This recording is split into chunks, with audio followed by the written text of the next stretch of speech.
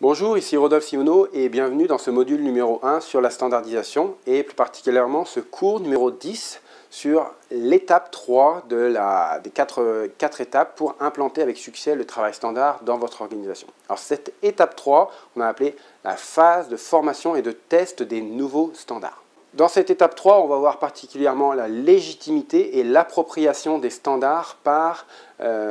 les équipes de travail. Alors, on va aussi voir quels sont les points clés pour la phase de test que vous allez devoir mettre en place. Alors, l'objectif de cette étape numéro 3, c'est vraiment à la fois de former et de faire valider les nouveaux standards de travail ainsi écrits à l'étape numéro 2, de les faire valider et adopter par tous les salariés, tous les opérateurs qui doivent utiliser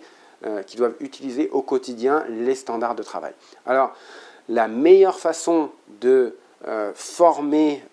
les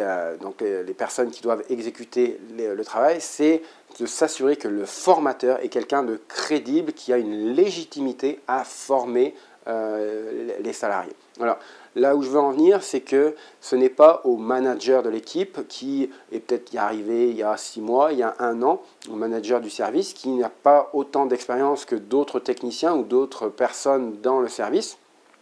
et qui est là pour former. Alors si le manager a une légitimité technique,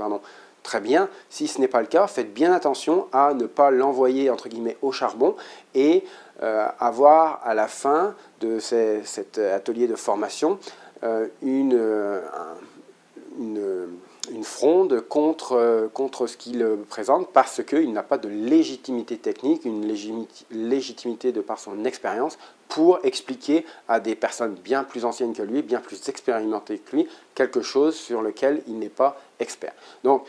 idéalement, avoir quelqu'un de vraiment légitime, un opérateur, un agent de maîtrise qui comprend très bien le sujet technique et s'assure de former les différentes équipes, les différentes personnes au contenu du travail standard avec les 4 composantes du travail standard et d'expliquer le contenu et ce qui est attendu en termes de suivi de ce travail standard au quotidien dans l'activité du processus concerné. Donc les points clés pour cette étape, c'est vraiment lorsque les standards sont nouveaux ou complètement revus, c'est de bien, revus en profondeur j'entends, c'est de vous assurer que tous les employés sont vraiment concernés par la formation et doivent être formés à ce nouveau standard ou ce standard fortement évolué.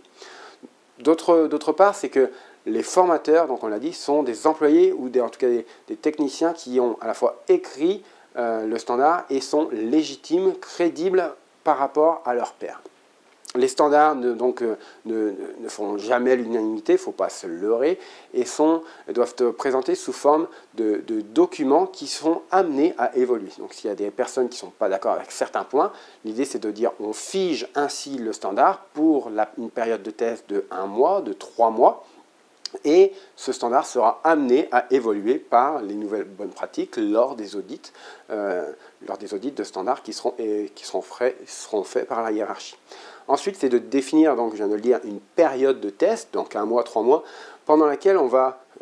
figer le standard et on va s'assurer d'appliquer rigoureusement le standard et ainsi mesurer l'impact de cette phase de test pour montrer que l'application des standards, l'application rigoureuse des bonnes pratiques a un impact, que ce soit sur la productivité, mais aussi sur l'ergonomie, la sécurité, donc sur différents aspects, et bien communiquer sur ce que vont apporter les standards de travail dans l'organisation pour, une fois avoir réussi cette phase de test, d'une part, faire évoluer les standards qui ont été définis et d'autre part, implanter les standards dans d'autres processus de manière à bénéficier de ce même gain sur d'autres processus opérationnels. Donc c'est ça qui conclut ce cours sur l'étape numéro 3 pour implanter avec succès les standards de travail dans votre organisation.